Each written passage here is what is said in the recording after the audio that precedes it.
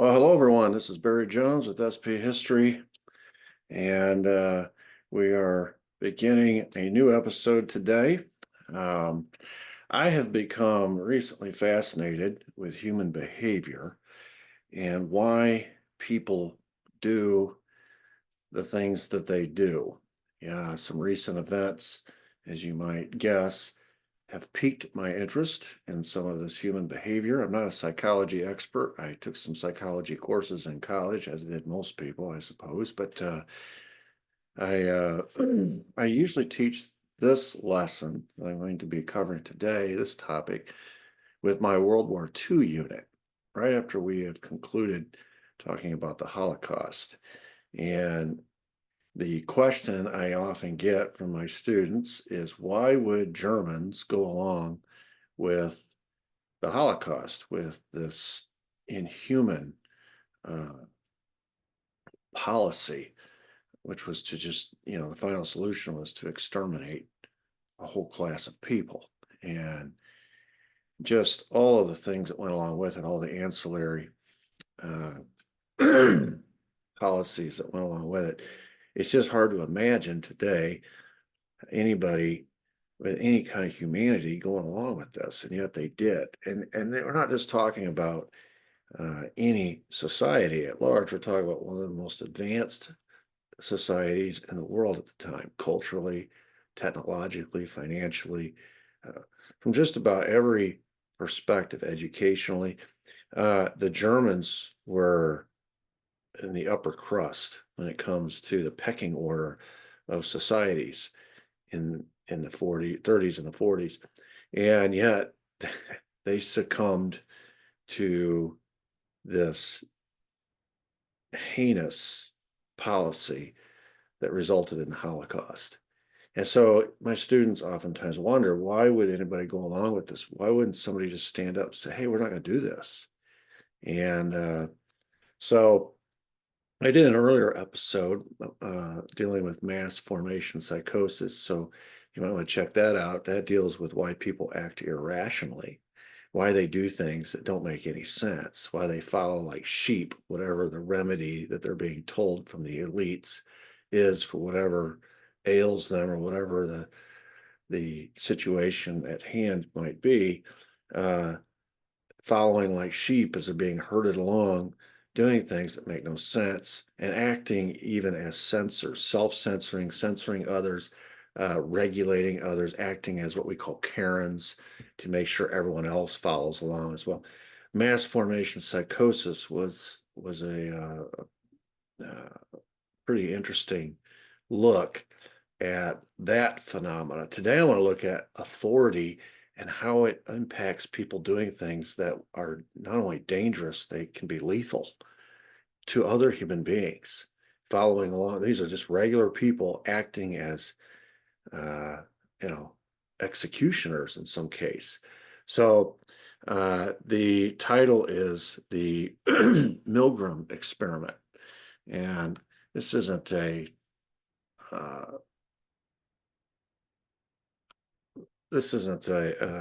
a topic that nobody knows about. It's pretty well known, but it goes to that question: why did Germans participate in Hitler's Holocaust? And of course, the reason I'm covering these two issues, mass formation psychosis and the Milgram experiment, is because I think it's applicable today.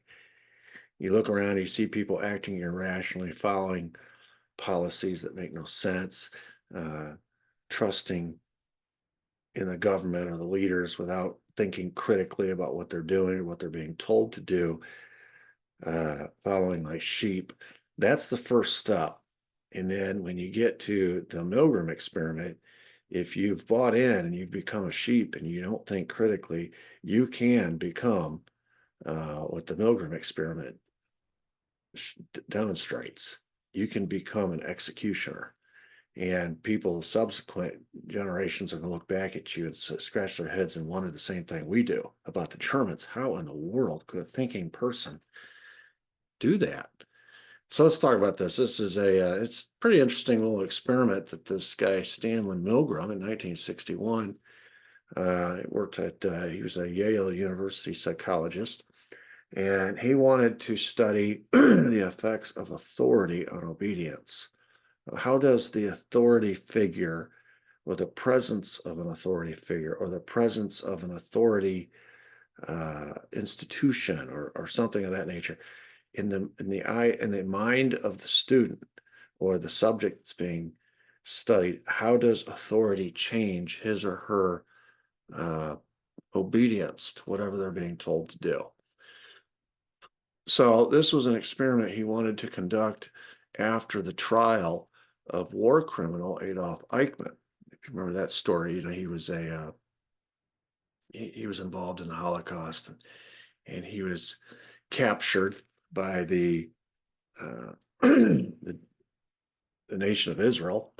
He had escaped justice subsequent to the to World War II and the Nuremberg trials, and he'd been living in hiding all these years. The Mossad found him, and they took him to Israel, and they held a trial. And his defense was that, well, he was just following instructions when he ordered the deaths of millions of Jews.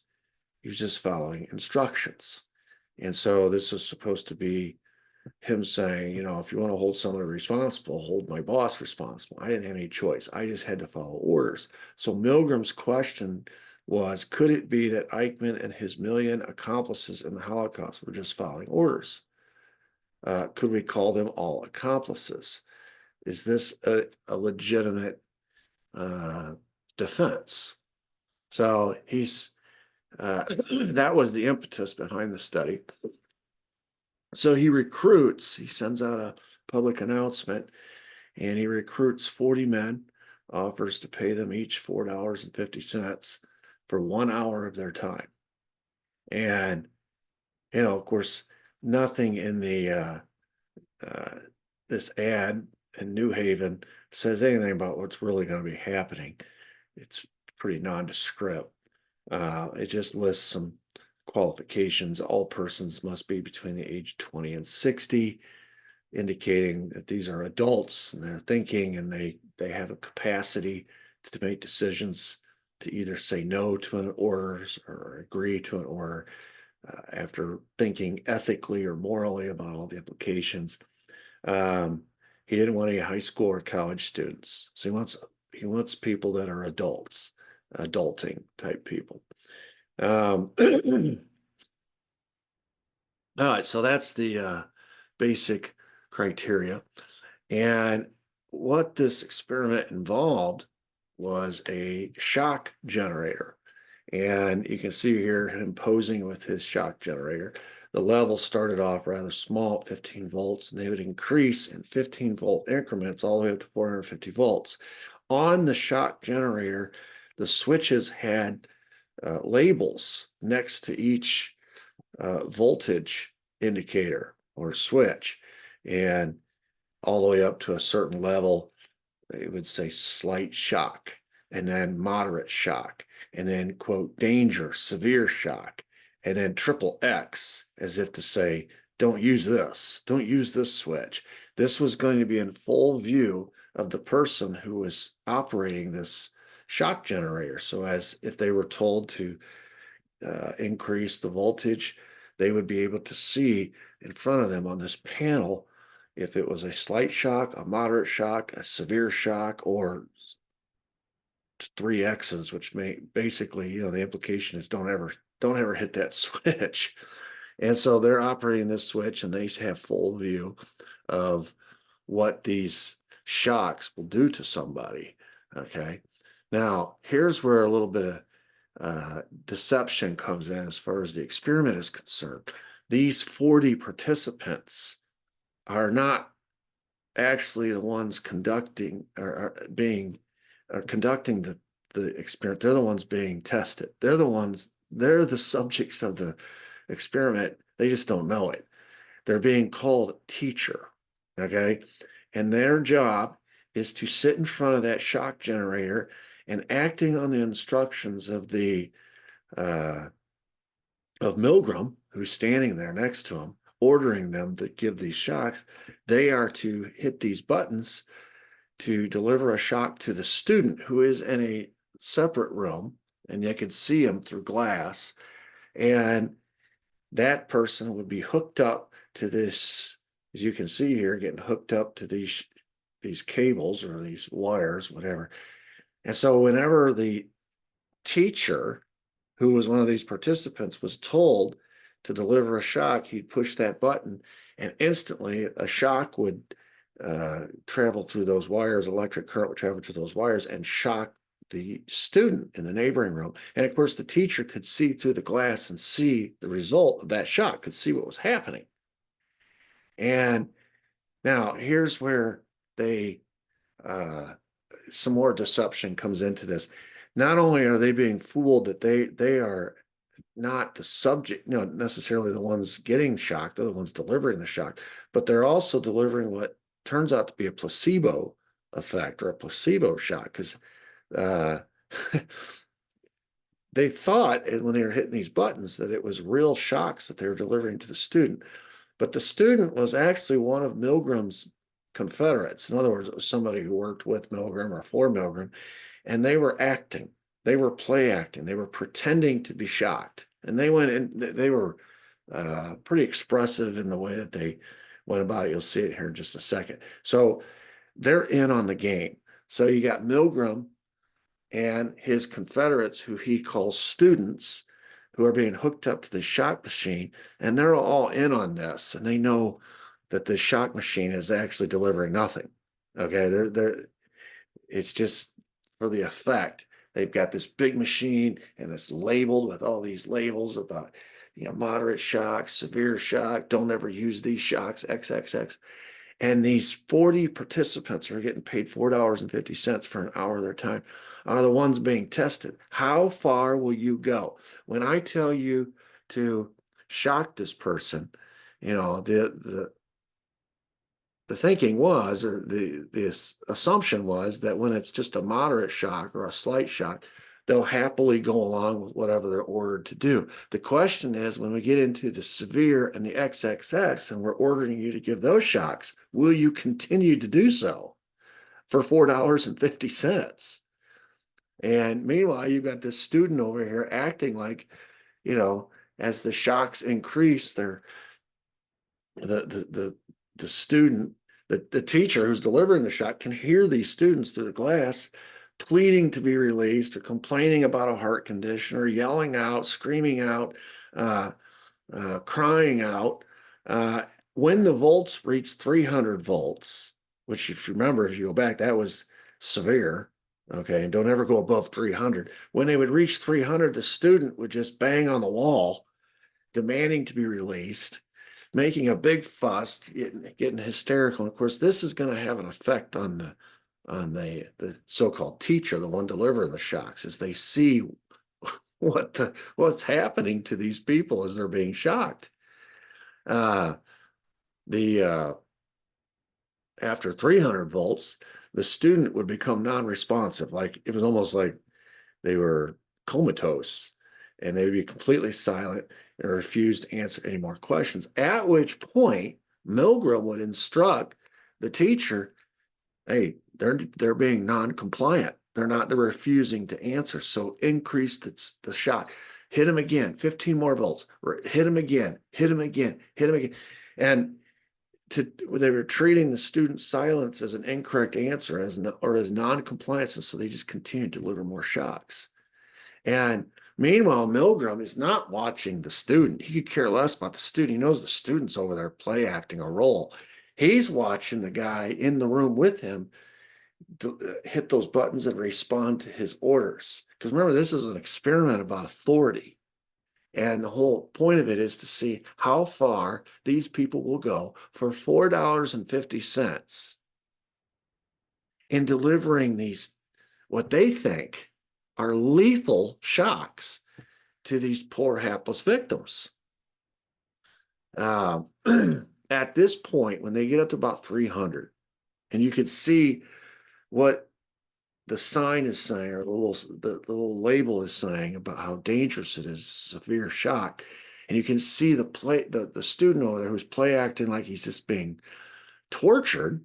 And of course, the person hitting the teacher has no idea this is all an act. he thinks it's real, and he hears the cries and he hears the screams and the banging on the wall, and he sees what button he's pushing, what it's doing, what the level of shock that it's allegedly delivering.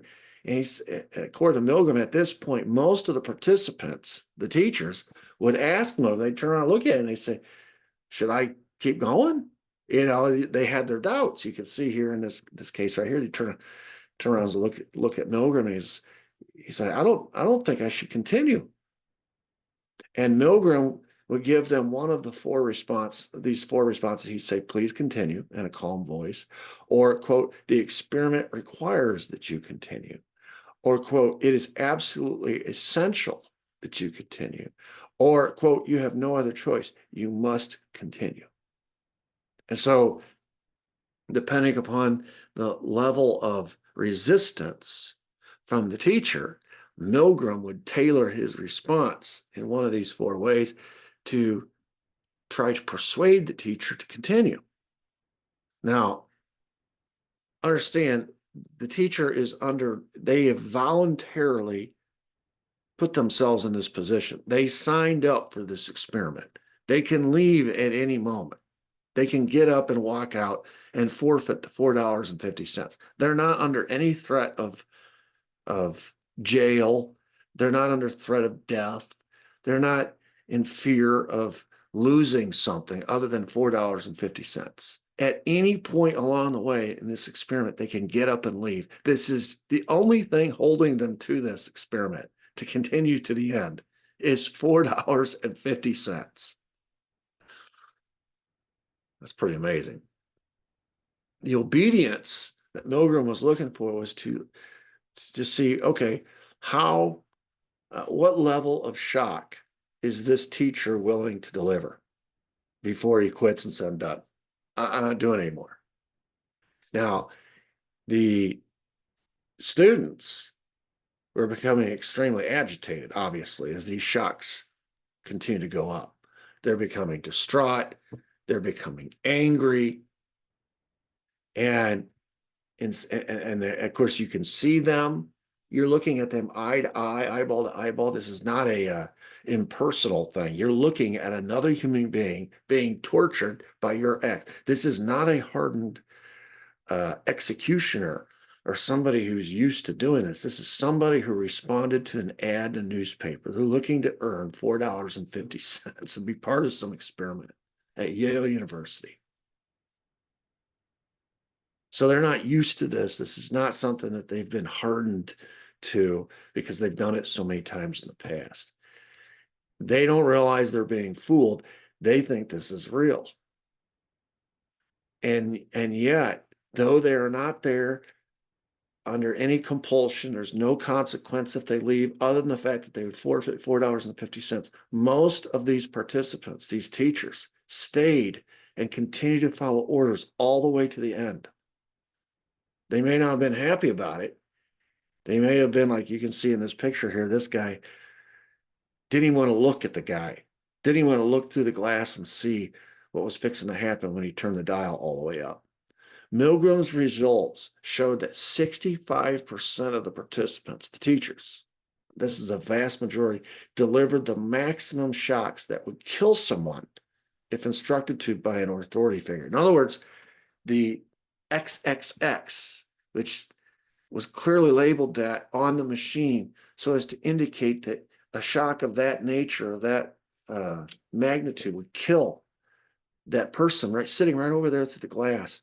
You've been torturing him and turning it up, but if you hit that one, you're going to kill him. 65% of these teachers went all the way and delivered the maximum shock for $4.50. So Milgram concludes from this experiment that, why did so many of the participants perform a seemingly brutal act when instructed by an authority figure?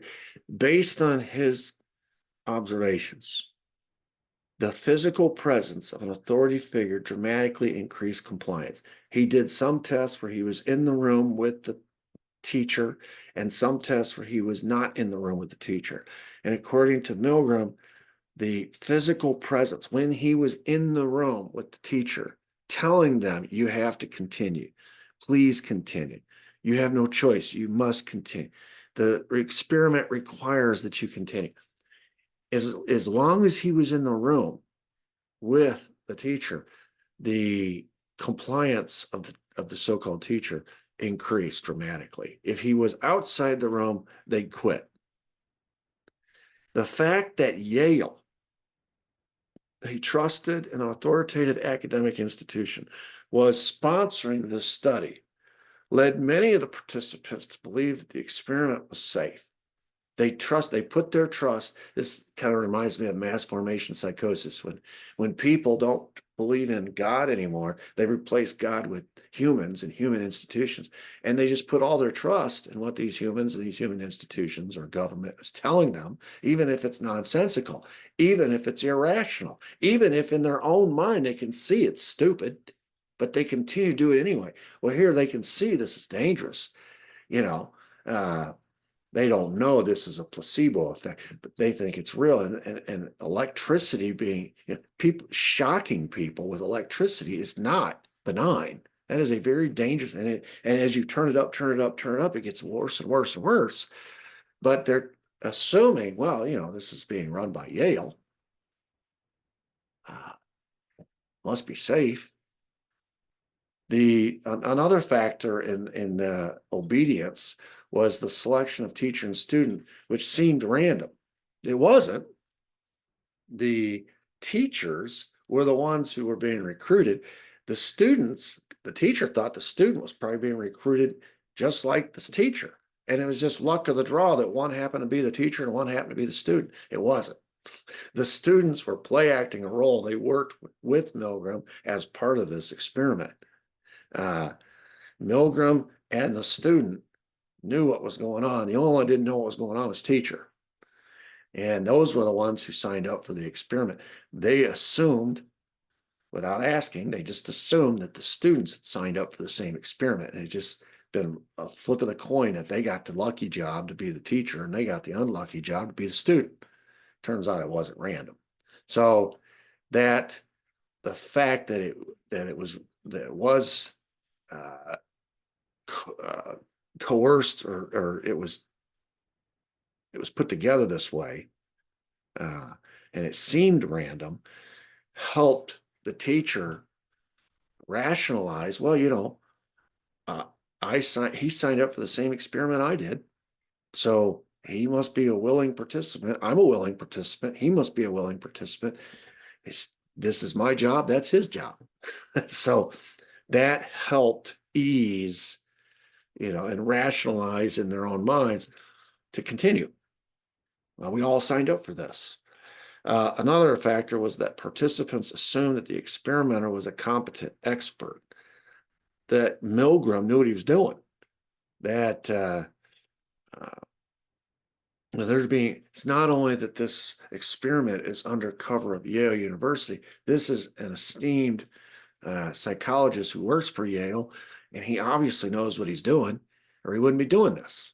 And so you make this assumption about somebody because of their title. You make the assumption about somebody because of who they work for, or how they're dressed, or how they, their expert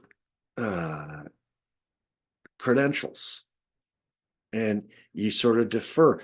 In this case, the teacher deferred, even though the experimenter, in this case Milgram, was asking them to do something or ordering them to do something that they had problems with ethically or morally, or they had questions about. They deferred. They set aside their personal feelings, their personal morality, their personal ethics, all their personal stuff. They set it aside and just deferred to the expert and did what he told them, because he's the expert. And then lastly, the shocks were said to be painful but not dangerous.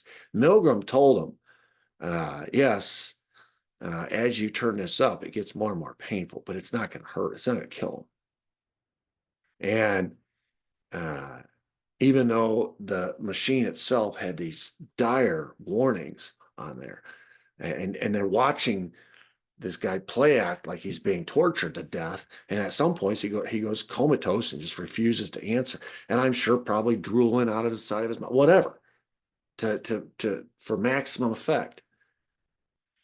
But they were under the impression that, yes, we're delivering these terribly painful shocks, but it's not dangerous to the point it's going to kill them.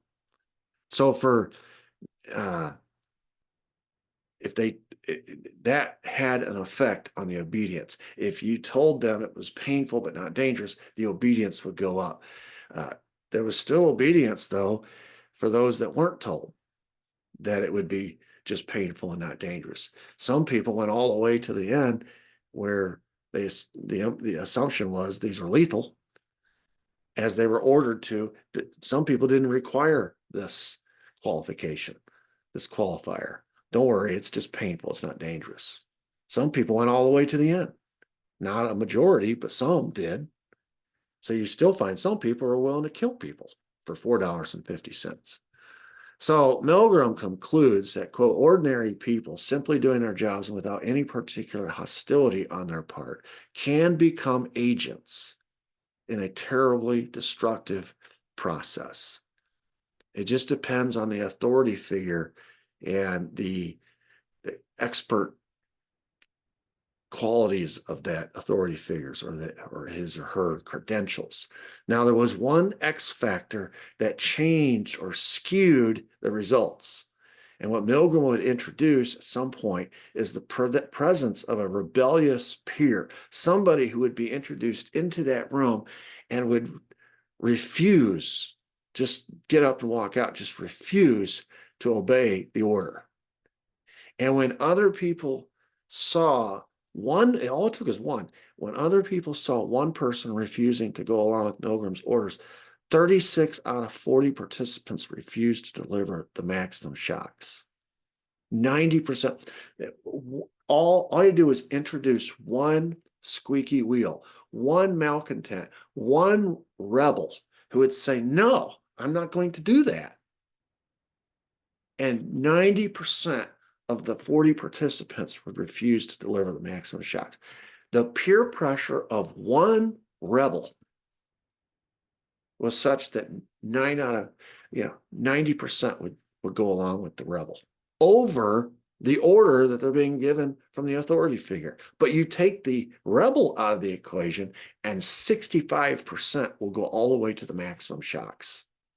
All you have to do is introduce one rebel. I think this is fascinating because this really helps me understand why when certain, well, let's just take the Holocaust, for example, why Hitler and the Nazis would search so hard for anybody who was not going along with the final solution. And the punishment was oftentimes just as severe for them as it was for the people who were the targets, sometimes even more severe, to send a message. When the Nazis would go, as the front was expanding throughout Europe, and the SS was invading, coming into all these towns after the military machine had captured this town, the SS would come in and round up everybody who was Jewish. And in a lot of cases, this is early in the war, they just start shooting them and dumping them in big open graves. And anybody who was found to be, helping the Jews, or in any way, shape, form, trying to resist what the Nazis were doing, they were lumped in and treated just the same. And they were killed just as quickly as the Jewish people were killed. And because they understood this concept that if you introduce, or if you let one rebel loose in the group, they are going to cause there's going to be a peer pressure, and people who have been who would otherwise defer to the experts or defer to whatever the authority figures in that case and passively go along, with a dastardly deed. You introduce one rebel, all of a sudden everybody grows a spine and a backbone. And to keep people from growing a spine and a backbone, you got to find those rebels and you got to root them out. You got to get rid of them. Early in the, we talk about some of the religious leaders in Germany when Hitler took over and starts introducing these, slowly working his way towards the final solution. And some people could see what was coming. Martin Niemöller could see what was coming. Bonhoeffer could see what was coming. And they began warning the German people, hey, you better stop. You better stop. And they all ended up in concentration camps. That was one of the things Hitler ran around doing, was looking for those educators, those teachers, those ministers, those pastors, those people that have education and see through the facade of what the Nazi Party was bringing to Germany, and they would try to stop it, or they'd try to speak up against it or warn against it. Whether it was in the press, whether it was in the universities, in the schools, in the churches, wherever they could find somebody who might be a rebel, a rebellious factor of some sort, they rooted them out first. You get rid of all those, and now everybody else, all the sheep passively go along. 65% will go along and not just accept what their leaders are doing, they'll actually participate in it. These 65% of these 40 people participated delivering shocks up to what they thought were lethal levels for $4.50. They'll certainly do it if they think their life's on the line. Now, apply that to some of the recent events we've gone through here in America, or actually around the world, and you can see the same principles at play. You gotta shame the rebels. You've got to malign, impugn, censor, fire, take away their jobs or employment, whatever it takes. Get rid of this rebellious spirit, these rebels, and get everybody passively to go along. This is a cycle. This is why I maintain that a lot of what is happening around us is a psyop. It's psychological warfare. If you aren't aware of mass formation psychosis, or if you've never heard of the Milgram experiment, you don't realize how human psychology works, you'll just be a dupe that goes along. And you'll actually participate, and you'll be one of these 65% that be willing to execute your fellow man. There were even Jews that they used as collaborators in the Polish ghettos and in different concentration camps, who, in order to save themselves, would help kill their fellow man, their fellow Jews. So it's a very strong human impulse. It's the way the human brain, when I talked about mass formation psychosis, I talked about how as humans, we want an explanation. We want things to make sense. We want to know why something so terrible just is happening, or has happened, or just happened, or something like the JFK assassination. We wanted to know in the direct aftermath that Lee Harvey Oswald had done the shooting. We wanted to believe that. And so we're spoon-fed this story, and there's no trial because he ends up being killed, so you can't have a trial to examine all that evidence, even though it starts to fall apart almost immediately. People believe it because they want to believe it. They want to be told by the folks in charge that we have the answer. We caught the guy. We know why he did it. It was random. There wasn't any plot that we still have to unwind. Now this guy's dead. The threat is gone. We want to believe those things. We want to believe everything's safe now. And our leaders know this about us. And so they once the fear comes, or the uncertainty comes of this big event that we don't have explanations for, we turn to the experts, we turn to the elites, and we say, tell us what's happening. Tell us it's going to be okay. Tell us you have the answer, the remedy, and tell us what to do, and we'll do it. And everything will go back to normal. Just fix it. And that's how we get ourselves in these pickles that we find ourselves in. And then if you take it to the next level and the authority figure, we've already basically handed over our autonomy and we're deferring to the authority figure. At that point, according to Milgram, we will, if the closer the authority figure is in proximity to us, we will do pretty much anything they tell us to do. It's psychological warfare. And so kind of an interesting thing to know as we proceed along and as you go through life, understanding that the real enemy to this, these psychological wars that are being played off against us is to think critically. If you just think critically and you look around, you say, this doesn't make sense, or this violates my moral code or my ethical code. And then you stand up and rebel and you say, I'm not going to do it. Understand you're still going to be a target. Okay. You're going to now be one of the targets because those that are trying to impose whatever it is they're trying to impose and realize that you are a threat to them achieving what they want to achieve. So if you take a stand against things of this nature, understand that you are now going to be a target. Okay. And they're going to try, depending on what the situation is. I mean, if it's a war, they'll try to kill you. But other events, they'll try to ruin you. They'll try to discredit you, ruin your reputation, ruin you economically, take away your ability to make a living, censor you so that you can't say anything. I mean, there's all kinds of consequences once you become targeted as a rebel, as a squeaky wheel, as someone who's willing to think critically and not just trust what you're being told, but you want to do your own research.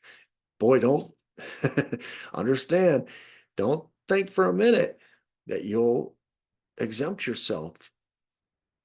You'll say, no, I won't do it. And they'll leave you alone. They're not going to leave you alone because in order to get full compliance from the rest of them, they realize you have to be taken out. So it's a dangerous thing to be a whistleblower. It's a dangerous thing to be a squeaky wheel, to think critically, to do your own research, to speak your mind, to take a stand, to rebel against authority. It's a dangerous thing. Those people in the Milgram experiment, as long as the authority figure was close by in the room with them and telling them to do, they did it, and there was no threat to them other than the fact they could get up and leave at any time. They would forfeit $4.50. But other than that, there was no threat to them, and they still went through with it. 65% of them. But you introduce one rebel into the equation, 90% refuse. That's why that just reinforces to me how important it is to be a Samuel Adams or a John Adams. Someone willing to take a stand and say no. Yes, you put yourself at risk, but you give courage to a bunch of people. It's kind of like the Tin Man in The Wizard of Oz who didn't have any courage. You give courage to those people who don't have the courage on their own. And now, and that's where real power lies, where it doesn't take a whole army of rebels. It just takes one. It just takes one to completely turn on its head. How do you explain the American Revolution? The Americans are going against the greatest army on earth, the greatest navy on earth, the greatest empire on earth. How in the world is this ragtag 13 counties, half of which aren't even on board with the revolution? They're fussing and feuding with each other constantly. How in the world were they able to stand up to this force, this what everybody thought was an unbeatable force, and emerge victorious? Because you had some courageous rebels. They even called themselves rebels. You had some courageous rebels who said, you know what? Nathan Hale, I regret that I have but one life to lose for my country. George Washington, all these courageous people are willing to sign the Declaration of Independence, realizing they're committing treason. John Hancock wrote his signature real big so the king could see it without his glasses, without his spectacles, understanding he's now a target. But that gave courage. That's why the Declaration was so important. It gave courage to the colonists to say, okay, we can do this thing. We just had these leaders, these founding fathers, so to speak, put their names on paper, pen to paper, and understanding the risks that they're taking in doing so. And so it encourages me, and I hope it encourages you to understand the importance in speaking your mind, the importance in taking a stand, the importance of not deferring to the experts, not crossing that still small voice that's in your heart or in your mind that's telling you, don't do this. This isn't rational. This isn't right ethically. This isn't right morally. This is wrong. Don't do this. Don't go along. Don't follow the crowd. Listen to that voice, because as you do, you give courage to others. All right. So this is my episode on the Milgram experiment. Check out my website, sphistory.com. I will be offering a micro course here soon on the JFK assassination. I will announce it over this YouTube video coming up this week. And so you can go online and register through my website to be a part of that. It's a live interactive class, and you'll see. I'll give you all the details later, but just if you're interested, keep a watch out for that. Feel free to comment. Feel free to give me a thumbs up. Feel free to share. I'll have this also on Rumble and Spotify. And if you want to go to my Twitter, it's on my Twitter as well. So until next time, everybody have a great day. Thank you.